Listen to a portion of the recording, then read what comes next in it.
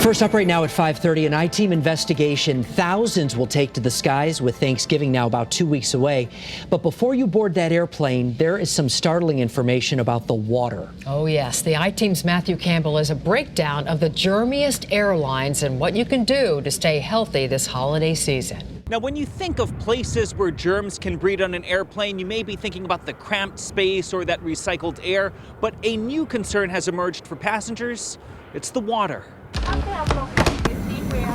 I don't stare at it that hard. I just, wash my hands. It may not be the first thing passengers think of when they board, but Dr. Charles Platkin from the Hunter College NYC Food Policy Center says it should be. Consumers and travelers alike need to realize that the quote-unquote, potable water on the airlines is not really worthy of their drinking. Now, his research spans 23 airlines, and it found that E. coli and coliform, the same thing found in feces, are present in many major airlines' waters. No, not the bottled ones that they give you, but the water in the bathrooms where you wash your hands with, and also the same type of water that can be used in coffees or teas. That stomach ache that they might be getting could be coming from the coffee or tea that they're drinking. Or they could be washing their hands in water that's tainted. Very disgusting. It's something that you shouldn't have to be worried about. They definitely need to take some action. The problem with onboard water got so bad that in 2012, the EPA did take action, creating the aircraft drinking water rule. But Platkin says that may not be the fix because of major loopholes in accountability. The airline is doing their own sample testing and using their own labs and then reporting whatever they wish to the EPA, and then violations are then issued.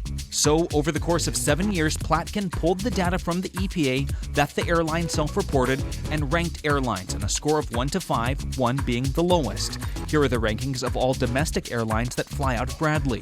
Frontier did best with an average 2.6. Southwest scored 2.4. Delta got a 1.6. American checked in at 1.5. United is close to the bottom at 1.2, but two airlines, JetBlue and Spirit, scored the lowest with 1s. Spirit and JetBlue were really surprising. Specifically, JetBlue was surprising. Those were the two worst.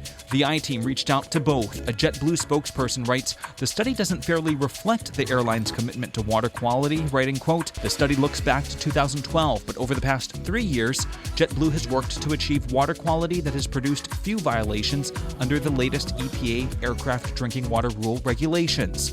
A representative for Spirit follows up, highlighting its safety program that ensures, quote, "the quality of water in our planes is safe." Almost all the CEOs of every major airline noticed the study and were concerned about it. Something that was not, on their radar, and now it is.